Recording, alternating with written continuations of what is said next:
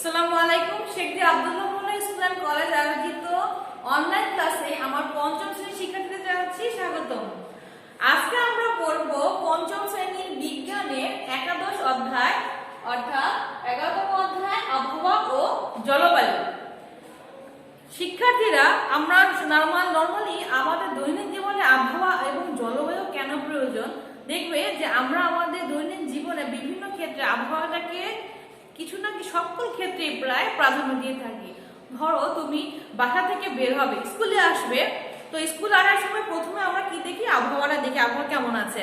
অর্থাৎ যদি বৃষ্টি বৃষ্টি ভাব থাকে তাহলে বাসা থেকে দেখা যায় যে ছাতার প্রিপারেশন নিয়ে, অথবা যদি খুব বেশি গরম পড়ে তাহলে সেই ক্ষেত্রে আমরা সেভাবে কিভাবে আমরা আমাদের জীবনটাকে আরো সহজ এবং কমফোর্টেবল করবো সেভাবে প্রিপারেশন নিয়ে বের হতে পারি। অর্থাৎ ধরো যখন গরম পড়ে তখন কি হয়? আমাদের দেহে পানির অভাব দেখা যায়, অর্থাৎ পানির চাহিদা বেড়ে যায়। তখন আমরা কি করব? বাসা থেকে পানির একটা ব্যবস্থা নিয়ে আসবো, অর্থাৎ পানি খাওয়া যেন পর্যাপ্ত পরিমাণে পানি পান করতে পারি, সেভাবে পানি নিয়ে বের হবো। কিন্তু শীতকালে আবার কি হয়? শীতকালে আমাদের দেহে পানির চাহিদা কম থাকার কারণে দেখা যায় যে তখন আর অত বেশি পানি আনাটা খুব বেশি প্রয়োজন হয় না, আমরা খুব অল্প পরিমাণে পানি নিয়ে আসি। ঠিক এই যে আমরা যে বিভিন্ন প্রিপারেশন গুলো নিচ্ছি, এগুলো কমপ্লিটলি ডিপেন্ড করছে কিসের উপর? আমাদের আবহাওয়ার উপর। ঠিক তেমনি আমাদের জীবনের বিভিন্ন ক্ষেত্রে এই আবহাওয়া এবং জলবায়ু সম্পর্কে জানাটা খুবই দরকারি। প্রথমে আসা যাক যে এই যে আবহাওয়া এবং জলবায়ু, এই কথাগুলো দুটো একসাথে আমরা প্রায় ব্যবহার করে থাকি, কিন্তু এই দুটো কি জিনিস? আবহাওয়া হচ্ছে কোনো নির্দিষ্ট স্থানের তাৎক্ষণিক অবস্থা। কিসের অবস্থা? ভৌগোলিক অবস্থা। অর্থাৎ কোন নির্দিষ্ট স্থানে ধরো যে কোনো সময় ওই মুহূর্তে ওই স্থানের পারিপার্শ্বিক অবস্থা, তাপমাত্রা, বায়ুর চাপ, বিভিন্ন অবস্থা কিরকম সেটাকে বলা হচ্ছে আবহাওয়া, ওই স্থানে আবহাওয়া। কিন্তু জলবায়ু হচ্ছে কোনো নির্দিষ্ট স্থানের কোনো নির্দিষ্ট সময়ে আবহাওয়ার গড় অবস্থা। ধরো যদি বলা হয় তোমাকে যে এখন এইখানকার আবহাওয়া কেমন, তো সেই ক্ষেত্রে তোমাকে আবহাওয়ার কথা বলে তুমি তোমাকে যখন প্রশ্নটা করা হচ্ছে ঠিক সেই মুহূর্তে কি করবে? পারিপার্শ্বিক অবস্থা, অর্থাৎ সেই মুহূর্তে আবহাওয়াটা কেমন আছে, আকাশ বা বায়ুমণ্ডলের অবস্থাটা কেমন সেটাই চিন্তা করবে বা সেটাই নির্ণয় করবে, সেটাই সাপেক্ষে তুমি আবহাওয়ার কথা বলবে। কিন্তু যদি তোমাকে বলা হয় যে ওই স্থানে জলবায়ুর অবস্থা কেমন, তখন তুমি কি করবে? তখন তুমি ওই স্থানের একটা নির্দিষ্ট সময়ে, ধরো 1 বছর বা 10 বছর এইরকম একটা নির্দিষ্ট সময়ে আবহাওয়ার মোট অবস্থা কেমন ছিল বা কেমন থাকে সেটা যে একটা গড় অবস্থা সেটা প্রকাশ করবে। এটাই হচ্ছে জলবায়ু। অর্থাৎ একটা নির্দিষ্ট স্থানের কয়েক বছরের আবহাওয়ার গড় অবস্থাই হচ্ছে ওই স্থানের জলবায়ু।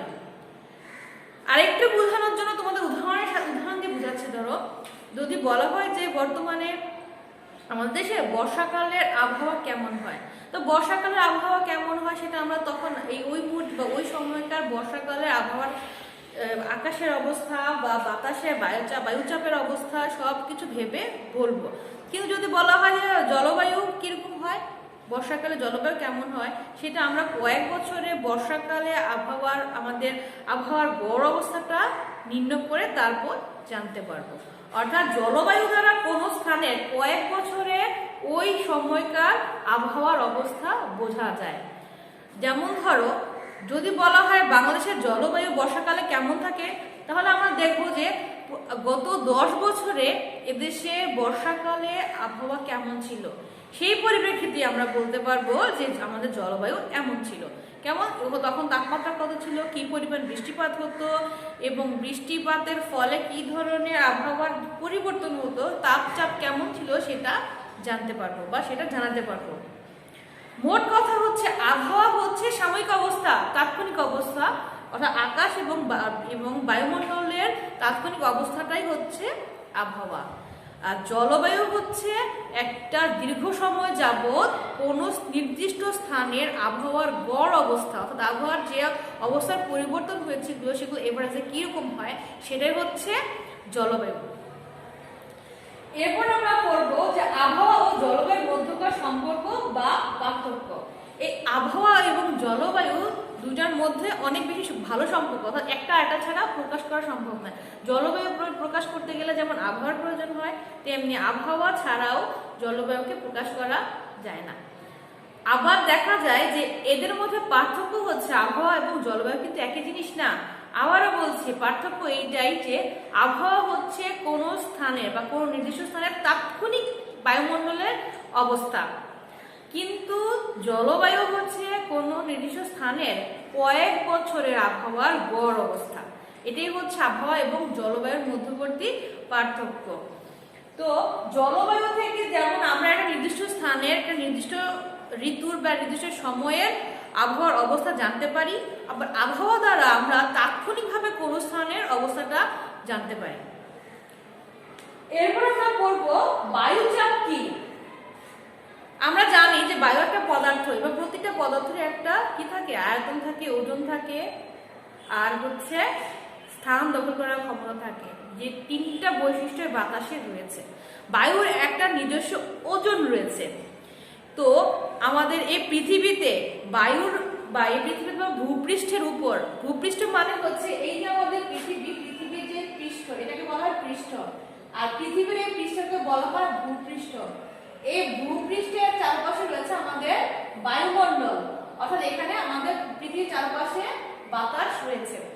এই যে বায়ুমণ্ডল, এই বায়ুমণ্ডলের বাতাসের নিজস্ব ওজনের কারণে একটা চাপ দেয়। এই যে আমাদের বায়ুমণ্ডল রয়েছে, ওর নিজস্ব ওজনের কারণে এটা কি করে, ভিতর থেকে পৃথিবীর পৃষ্ঠের উপর একটা চাপ প্রয়োগ করে, একটা প্রেসার দেয় ওজনের কারণে। আর এই চাপটাকে বলা হয় বায়ুচাপ। অর্থাৎ বায়ু তার নিজস্ব ওজনের জন্য পৃথিবীর পৃষ্ঠের উপর বা ভূপৃষ্ঠের উপর যে চাপ প্রয়োগ করে সেটাকে বলা হয় বায়ুচাপ।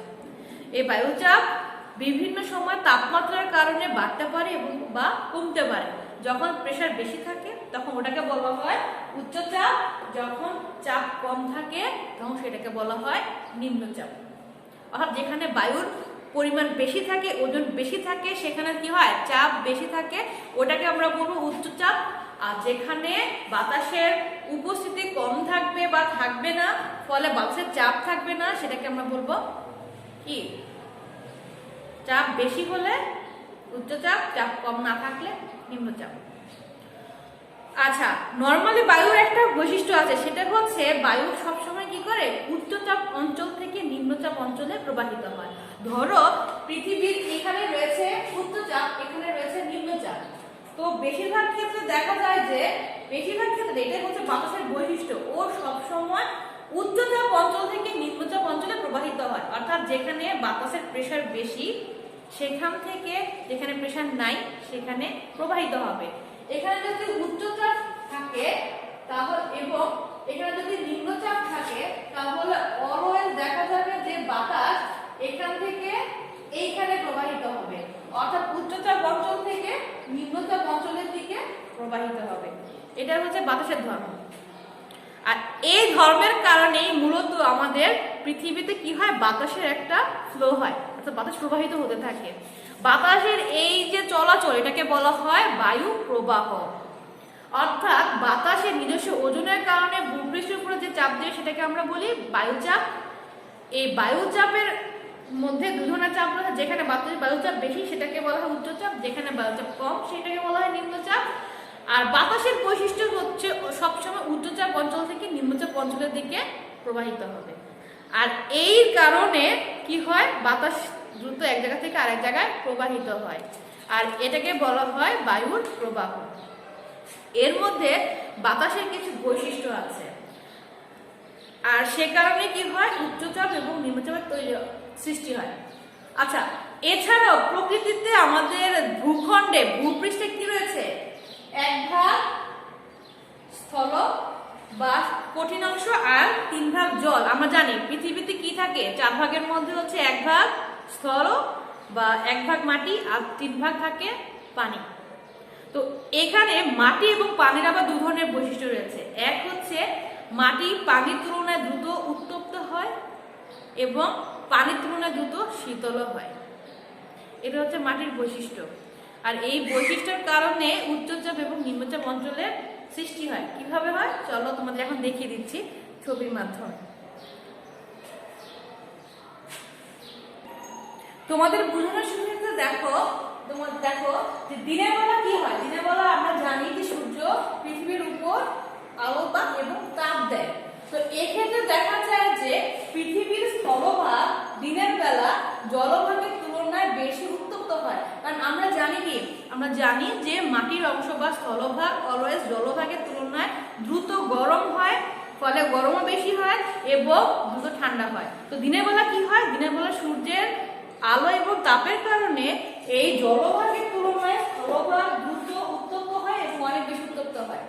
এই স্থলভাগ উত্তপ্ত হওয়ার কারণে বা মাটি উত্তপ্ত হওয়ার কারণে দেখা যায় যে স্থলভাগের উপরে যে বায়ুমণ্ডল রয়েছে সেই বায়ুমণ্ডলের বাতাসও গরম হয়ে যায়, উষ্ণ হয়ে যায়, উত্তপ্ত হয়ে যায়।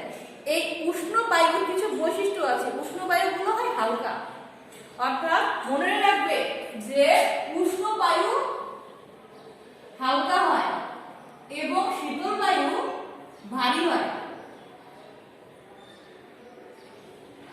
শীতল বায়ু হয় ভারী এবং উষ্ণ বায়ু হয় হালকা। অর্থাৎ যখনই এই স্থলভাগের বায়ু উষ্ণ হবে, উত্তপ্ত হবে, তখনই সেটা হালকা হয়ে উপরে উঠে যাবে। যখনই এখানকার বায়ু হালকা হয়ে উপরে উঠে যাবে, তখনই এখানে তৈরি হবে নিম্নচাপ অঞ্চল। অর্থাৎ যেহেতু বায়ু হালকা হয়ে উপরে উঠে যাচ্ছে, তো সেক্ষেত্রে এখানে একটা ফাঁকা স্থান তৈরি হবে, এখানে বাতাসের কোনো চাপ থাকবে না, ফলে সেখানে হবে নিম্নচাপ।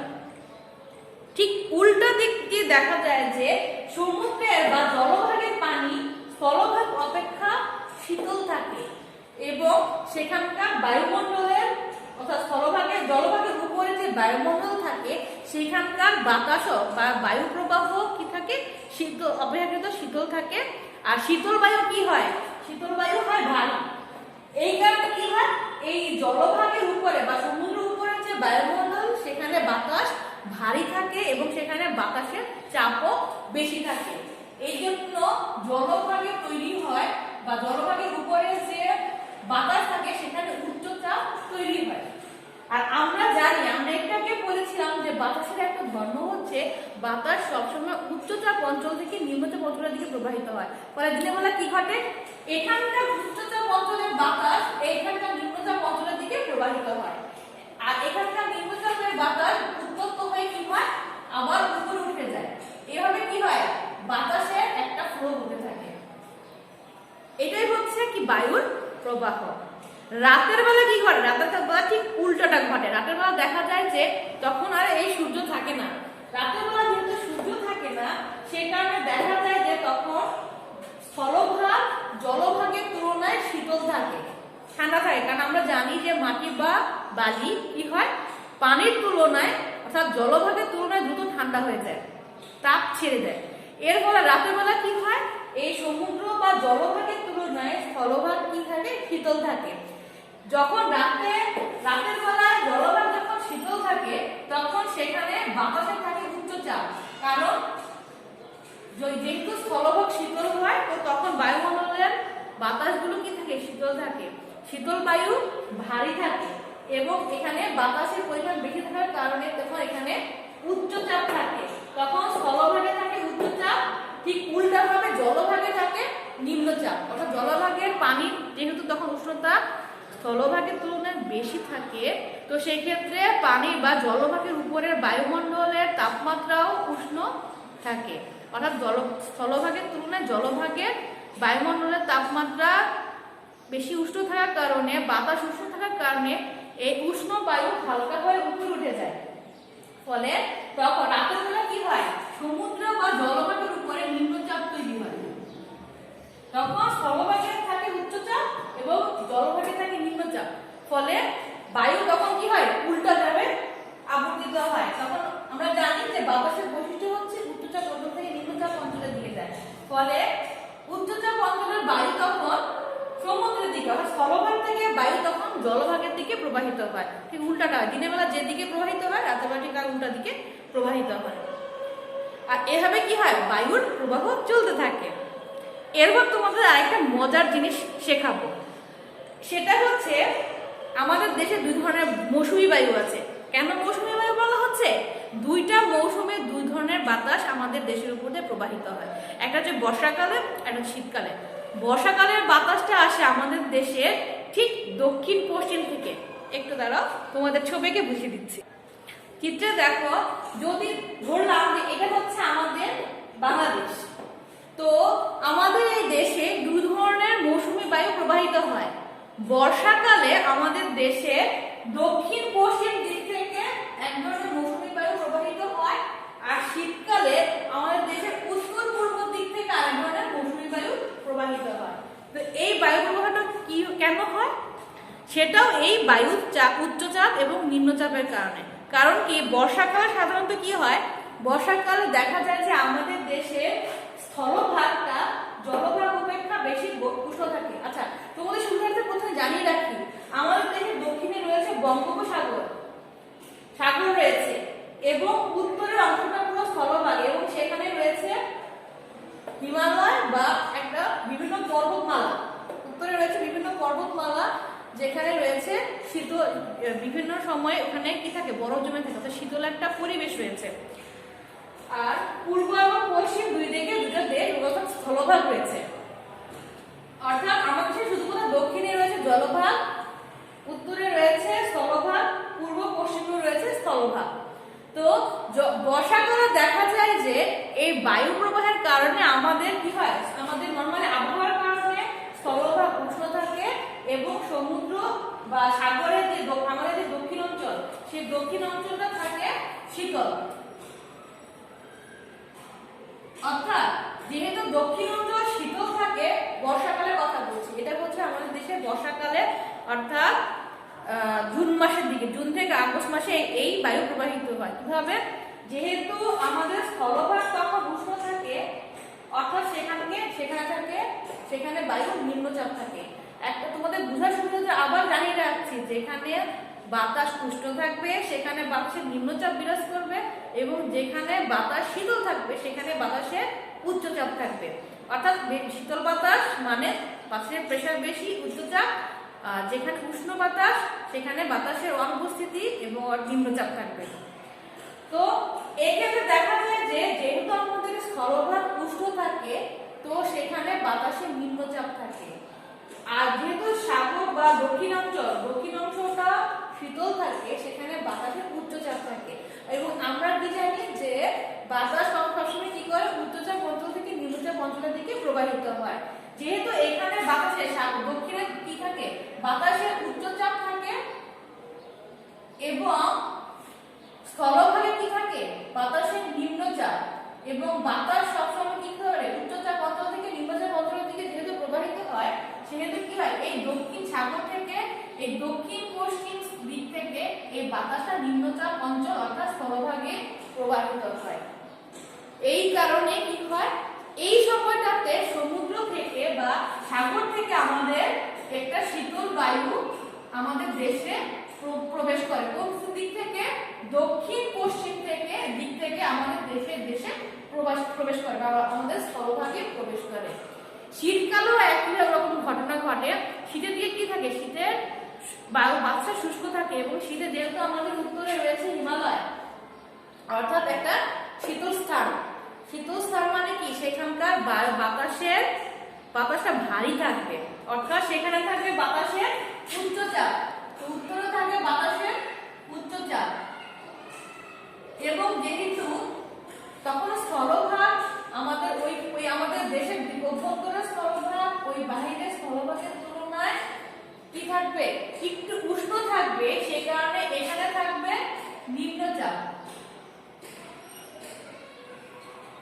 অর্থাৎ তখন আমাদের দেশের ভিতরে থাকবে, স্থলভাগে থাকবে নিম্নচাপ, এবং উত্তর দিকের স্থলভাগে থাকবে উচ্চচাপ। ফলে উচ্চচাপ অঞ্চল থেকে বাতাস যেহেতু নিম্নচাপ অঞ্চলের দিকে প্রবাহিত হয়, সেই কারণে এই উত্তর থেকে উচ্চচাপ অঞ্চল থেকে বায়ু উত্তর পূর্ব কোণা দিয়ে আমাদের দেশের স্থলভাগে প্রবাহিত হবে। অর্থাৎ তখনও দেখা যায় যেহেতু আমাদের দেশের স্থলভাগ অপেক্ষাকৃত উষ্ণ থাকে তার থেকে, উত্তরের স্থলভাগ থেকে, সেই কারণে ওই পার্বত্য অঞ্চলগুলো থেকে শীতল শুষ্ক বায়ু উত্তর পূর্ব দিক থেকে আমাদের দেশে প্রবাহিত হয়। অর্থাৎ উচ্চচাপ থেকে নিম্নচাপের দিকে প্রবাহের কারণে দেখা যায় যে আমাদের দেশের ভিতরে আরেকটা মৌসুমী বায়ু প্রবাহিত হয়। আর এটাই হচ্ছে শীতকালীন মৌসুমী বায়ু এবং বর্ষাকালীন মৌসুমী বায়ু প্রবাহের কারণ। ঠিক বাতাসের উচ্চচাপ থেকে নিম্নচাপ অঞ্চলের দিকে প্রবাহের কারণেই এই মৌসুমী বায়ুগুলো আমাদের দেশের ভিতরে প্রবেশ করে এবং আমাদের ঋতুর কিছু পরিবর্তন ঘটে। বর্ষাকালে এই যে আমাদের বৃষ্টিপাত ঘটে সেটার মূল কারণ কিন্তু এই বায়ু প্রবাহ, অর্থাৎ দক্ষিণ পশ্চিমে যে বায়ু প্রবাহ ঘটে সেই বায়ু প্রবাহের কারণেই বর্ষাকালে আমাদের দেশে প্রচুর বৃষ্টিপাত হয় এবং সেটা দক্ষিণাঞ্চলে বেশি হয়। উত্তর অঞ্চলের তুলনায় বর্ষাকালে আমাদের দক্ষিণাঞ্চলে কি হয়, বৃষ্টিপাতের পরিমাণ বেশি হয় শুধুমাত্র এই মৌসুমী বায়ুর প্রভাবে। আবার শীতকালে ঠিক কি ঘটে, শীতকালে ঠিক একই ঘটনা ঘটে। এখানকার শুষ্ক বায়ু কি হয়, শীতকালে বাতাসে শুষ্ক থাকে, ঠান্ডা থাকে। এই শীতল শুষ্ক বায়ু কি হয় আমাদের দেশে প্রবাহিত হয়, হয়ে প্রবেশ করে। এই কারণে দেখা যায় যে উত্তরাঞ্চলে শীতের পরিমাণ যেহেতু শীতকালে পড়ে, শীতকালে এই বায়ুটা মৌসুমী বায়ুটা শীতকালীন এবং সেটা শুষ্ক থাকে, এই কারণে আমাদের দেশে উত্তরাঞ্চলে শীত বেশি পড়ে দক্ষিণাঞ্চলের তুলনায়। ঠিক এই যে মৌসুমী বায়ু, সবচেয়ে মজার ঘটনা হচ্ছে এই মৌসুমী বায়ু প্রবাহের কারণে কিন্তু আমাদের দেশে উত্তর এবং দক্ষিণ দিকে দুই দিকে আবহাওয়ার তারতম্য ঘটে। দুই কালেই দেখা যায় বায়ু প্রবাহ হয়, কিন্তু দুই ধরনের বায়ুর ধরনটা আলাদা হয়, ফলে আবহাওয়াটাও দুই রকম হয়। যদিও একই আবহাওয়া থাকে কিন্তু তাপমাত্রার তারতম্য ঘটে এবং প্রকৃতিরও কি ঘটে, তারতম্য দেখা যায়। প্রকৃতিতে এই আবহাওয়া বা এই বায়ু প্রবাহের কারণে, বায়ু চাপের তারতম্যের কারণে এই আবহাওয়াগত পরিবর্তন ঘটে থাকে। আশা করছি আমার শিক্ষার্থীরা বায়ু চাপ, বায়ু প্রবাহ এবং বর্ষাকালে এবং শীতকালে আমাদের যে বায়ু প্রবাহ কেমন হয়, কেন হয় সেটা বুঝতে পেরেছ। এরপর আমার মনে হয় না আর কোনো সমস্যা থাকবে। তোমরা বইটা আরো ভালোভাবে পড়বে এবং সুন্দরভাবে এইভাবে ছবিগুলো যদি বুঝতে না পারো তাহলে বারবার এই ছবিটা ভালোভাবে বোঝার চেষ্টা করবে, তাহলেই কিন্তু তোমাদের পুরো জিনিসটা পরিষ্কার হয়ে যাবে এবং বুঝতে পারবে। আশা করছি বুঝতে অসুবিধা হবে না। সবাই ভালো থাকবে। আসসালামু আলাইকুম।